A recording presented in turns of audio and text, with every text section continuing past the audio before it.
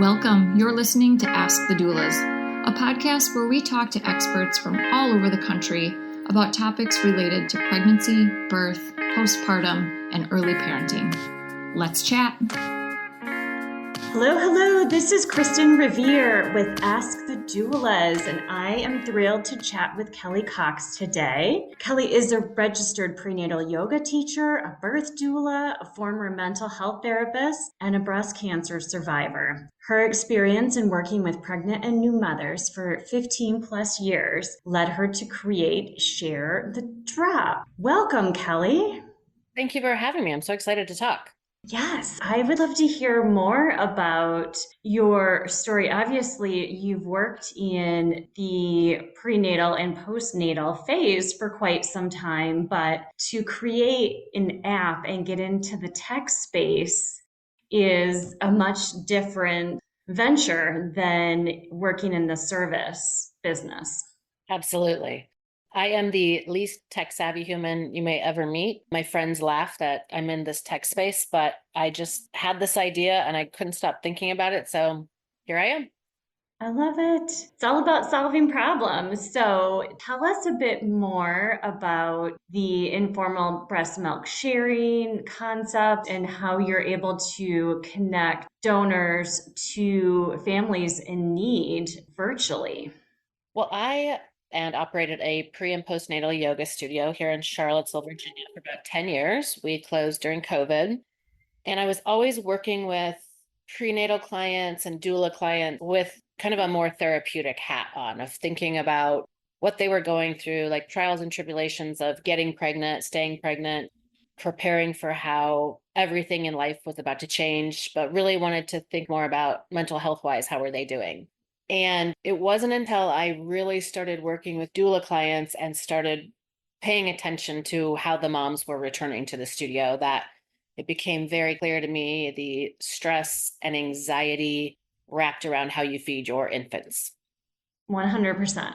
Totally agree. Yeah, I think we spend so much time getting pregnant, and then we worry about how we're going to get the baby out.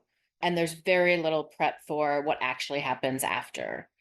Yeah, and we went through a formula shortage. So people who needed to supplement or were unable to breastfeed were struggling and having to order European formulas. So this obviously was all during that time of your big idea to create this platform. Yes. So I was constantly at the studio being bombarded with women who said, "Hey, I have so much milk, I don't know what to do with it." And then other women were just scrambling and saying, "I either can't produce enough, I have to go back to work, I have a medical issue, and how do I get breast milk?" And so for years and years, I sent people to Facebook groups, and always they came back with the same response: that is so clunky, it takes time. Once you get on into a group and get accepted, it was all forum based posts. So someone might post at 6 a.m, she had 100 ounces to give, and then someone else is posting right on top of that. And so they just said, as new moms, we don't have time to do this. So I just was personally introducing women in town. Beautiful. Yeah, this happened for years and years at the studio, and I always thought there should be another way.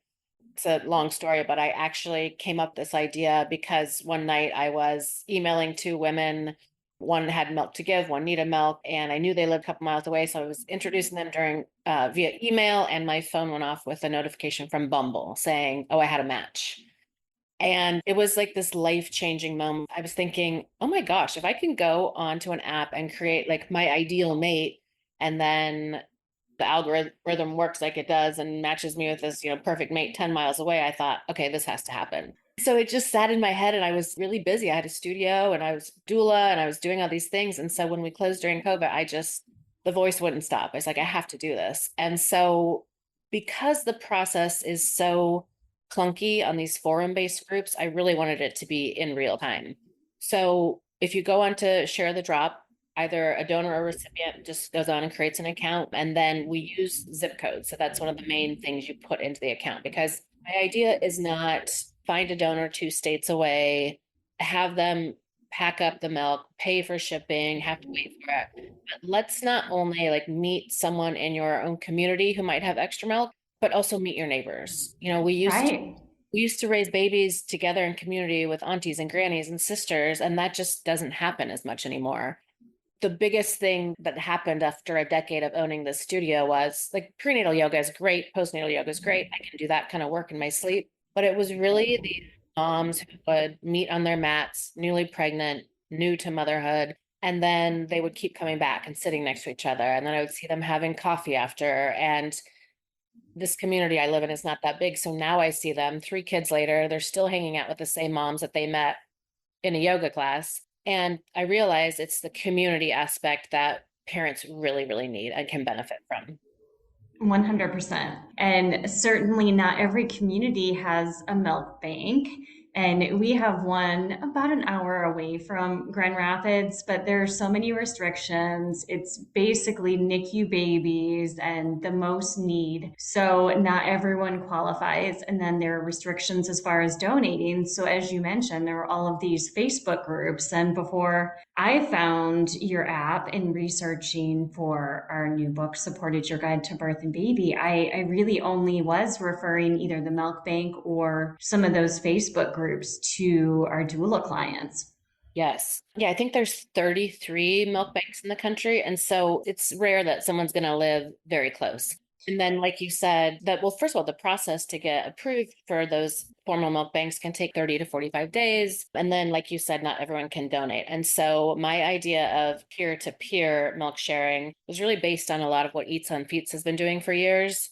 I believe that if there's a woman who has excess production and her like more than her baby could ever consume, and that baby is gaining weight and meeting developmental milestones, that would be the perfect option for people who can't produce breast milk, can't find formula on the shelves, can't afford formula. I just think that this whole conversation around breast is best, fed is best, causing a lot of anxiety, feelings of inadequacy if you can't produce enough. And there are people in your community who have access. And if you do this safely, we talk a lot about dating your donor. It's the exact same questions you would ask if you were on a dating site. What is your lifestyle? We have filters on there. Do you drink caffeine? Do you drink alcohol? Do you take prescription medication? Are you allergic to anything? So we want to know what's in the milk. And then it's all about recipients making good choices for themselves. As a doula, there's only one way to have a baby. I always tell my clients, this is your birth, your body, do all the research you can, and then you can make the best informed decisions on what you want to do during birth. And I think it should be the same thing if you're going to use someone's milk. Yes. So it's basically a trust. You're having people fill out the forms, but you're not requiring blood work, for example. They're just listing if they take medication or, again, if they're drinking coffee and so on. Yes. And then we do ask donors when they're onboarding, we say, are you willing to share any recent medical lab work with a recipient if asked? Clearly, we're not uploading that to the app because of HIPAA, but if they would, we put a little medical icon on their badge. So that's one more safety feature that recipients know, hey, this woman is willing to share her recent lab work, which is great. That's a big relief for some families who want that information. Absolutely. The part about using zip codes is not only you can meet your neighbors, but you can vet. You can say, oh, Kristin, did you use a doula? Who's your pediatrician? To get to know who you're talking to, but then say, do we have any friends in common? And then vet them that way. We talk about meeting in a safe place, meet during the day, it's light out, meet in a public place. I have a neonatologist on my board of advisors, and he said in the very beginning, the questions you should ask someone before you take their milk are the same questions you should ask someone before you sleep with them for the first time. Yeah, it makes sense. It's totally the exact same thing. We have I get a lot of feedback of like, oh, this is gross. Why would I drink someone else's milk? And I just kind of sit back and like, well, we drink cow's milk and we drink sheep's milk. It is the perfect food, but if you can breastfeed, fantastic. If you're an exclusive pumper, great. If you find a formula that works, great. I don't think there should be any shame, no matter how you choose to feed. I just think informal milk sharing should be in the conversation. Right. I agree. And It's also, I have found, I'm working as a doula, that some of our families experience loss and want to donate milk in that way. Do you have stories of as a way of grieving where families are wanting to share breast milk for, to help other families in need? Yes, actually, I had a client at my yoga studio, and she was after her loss that I really started to think more about this app. She pregnant with her second, her oldest one was there's quite a big age difference, but at 38 weeks, she delivered a baby still. And it was very important to her that she honor that life. And so I helped connect her to a local woman who was pregnant with her fourth baby, just diagnosed with breast cancer, knew she had to have a mastectomy right after delivery. So that woman, the grieving mother, pumped for 6 months and delivered it to this other mother in need. And then the rest gave to our milk bank here in Norfolk, Virginia. And I see this woman was so sweet. I see her all the time. And we always talk about what a healing process that was for her. It really can be. So that's beautiful that was part of the journey in starting Share the Drop, and that it can certainly, with grieving, benefit so many other families and is a way to give back in such a personal way. Yes. I have users who have reached out and said, my first baby was in the NICU. We received donor milk. It makes such a difference. And that's why I want to give my excess now. I love it. I remember in the beginning of this, looking for investors and talking to some people, and I was in a room with a group of men, and one of them said, "Why wouldn't you pay donors for milk? And why would someone just do this out of the goodness of their heart?" And I couldn't think of anything to say other than, women are amazing. We're the healers. We're the ones who are going to save the world. So I don't see where the question is. Right. But I'm sure that as an investor, they're looking at, the potential income Yes. that paying for the milk could help grow your business, certainly, and help grow their investment in your business. They did invest me. They've been fantastic cheerleaders. One of the biggest ways we keep this safe is we do not pay donors for milk. I understand the time and effort it goes into pumping and storing and donating. However, I think when you open the door to monetizing a human liquid, you open the doors to fragile behavior. You can water down anything, sell it as milk, and this is when babies get sick. So the app is free for anyone to create an account. Donors always use it for free. Recipients create an account for free, and then you can see who's in your feed, and you never have to pay. There's a $9.99 a month subscription fee. You never have to pay that until you find someone you want to message and match with, and then that's unlimited. I waive that fee if they're WIC or SNAP eligible. I want no barriers to entrance whatsoever. And then I also have a giving program called Revere. Anyone can go onto the website and purchase a subscription for me to give out. And I have had some people go on there and just say, "Hey, I got donor milk, years ago. I'd like to just feed it forward." I just want it to be accessible to. What type, as far as apps, it would be on the Google Play Store, and how else can our listeners find Share the Drop? We are on the Google Play Store. We are not on Apple. I spent months and months rewriting code trying to resubmit. They have finally come back and said that this is not a concept the Apple Store condone. Hey, Alyssa here. I'm just popping in to tell you about our course called Becoming. Becoming a Mother is your guide to a confident pregnancy and birth, all in a convenient 6-week online program. From birth plans to sleep training and everything in between, you'll gain the confidence and skills you need for a smooth transition to motherhood. Live coaching calls with me and Kristin, tons of expert videos including chiropractic care, pelvic floor physical therapy, mental health experts, breastfeeding, and so much more. You'll also get a private Facebook community with other mothers going through this at the same time as you to offer support and encouragement when you need it most. If you'd like to learn more about the course, you can email us at info@goldcoastdoulas.com or check it out at thebecomingcourse.com. We would love to see you there. We also have a book called Supported, Your Guide to Birth and Baby, which makes a beautiful companion to this course. It's a great book for any expecting mother and is the perfect baby shower gift. You can find information on that book at supportedbook.com. is an app on their platform that does exactly this. However, they do pay donors for milk. So at that point, I was not interested in fighting with Apple. And so I pivoted and I made a web app. So at our website, sharethedrop.com, you can create an account right there. Also means for me, running a business, I don't have to give Apple 30% of my proceeds.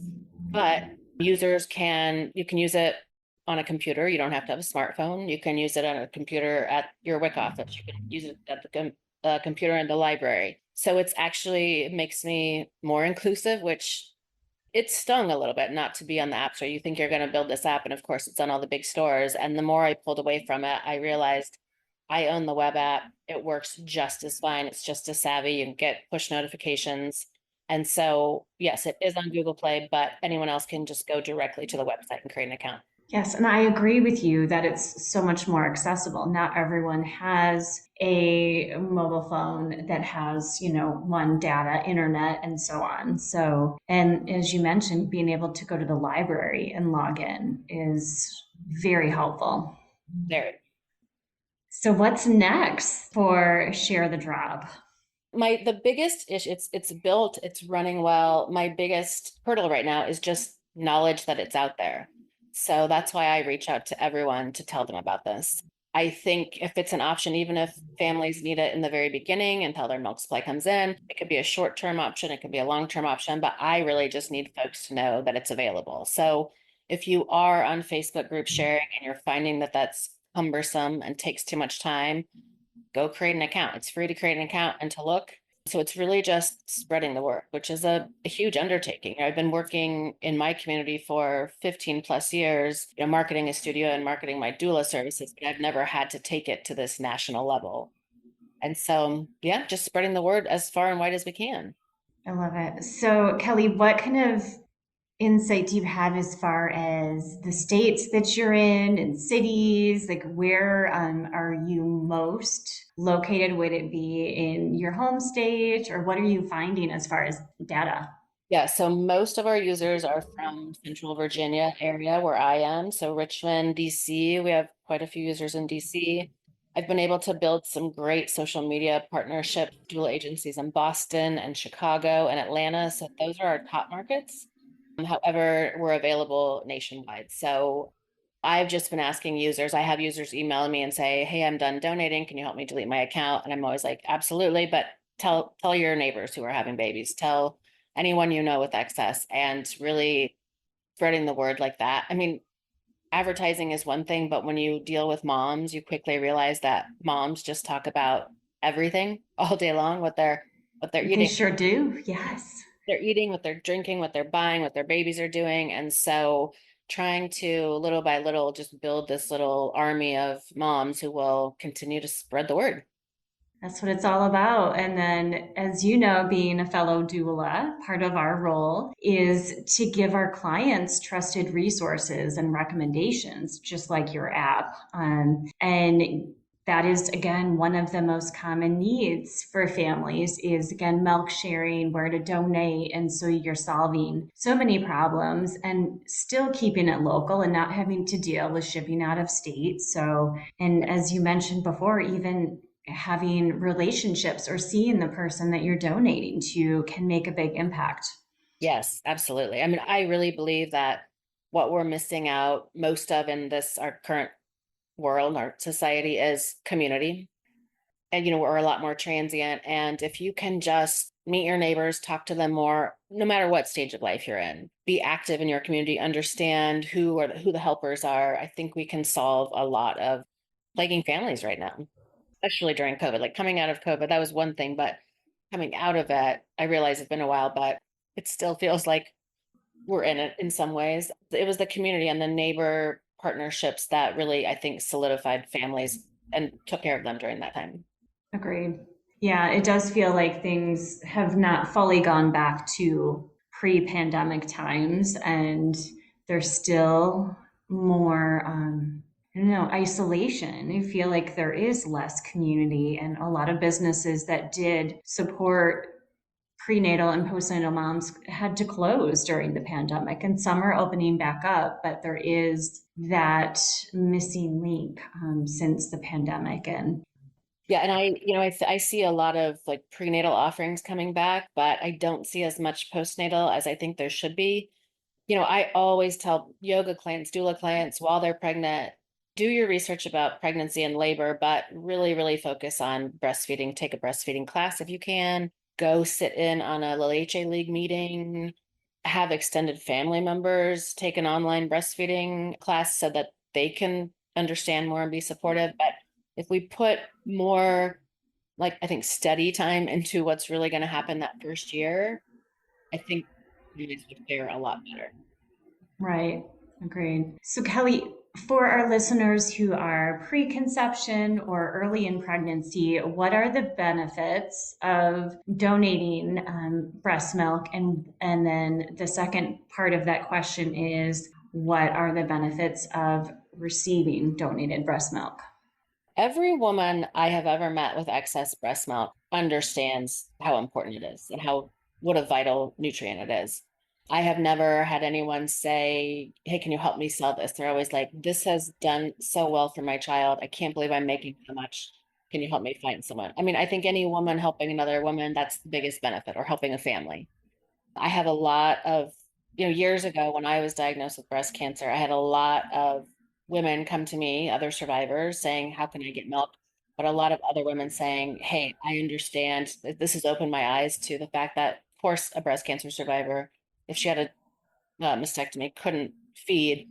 Can you please help me find a survivor?" I'm like, absolutely. So the benefits of donating are really altruistic, helping your neighbor. And, I'm a big fan of karma. I think everything comes back. So anytime I've been able to help someone, it's made me feel better about my life. For a recipient, if you are having trouble feeding for any reason, but you believe that breast milk is the best option for your infant, you don't want formula or you can't find formula, it's out there and it's safe.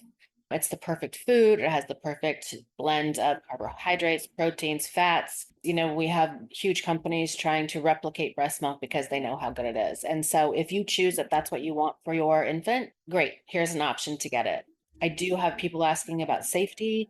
We talk about safety measures and how to meet your donor and all these questions asked. But if you're really worried, you can buy testing strips for alcohol. My friend Dr. Trill over at Free to Feed has just come out with a new testing strip that will actually test for certain things. If your baby has some allergens, it can test milk that you get to see if any gluten in the milk or dairy thing. Okay. I And then love that. and then last but not least, you can do home pasteurization, which is very simple. And so not only it's a very vital food that you can get from a neighbor, but what if you can't find your formula? Like we just had another formula recall, I think 3 weeks ago.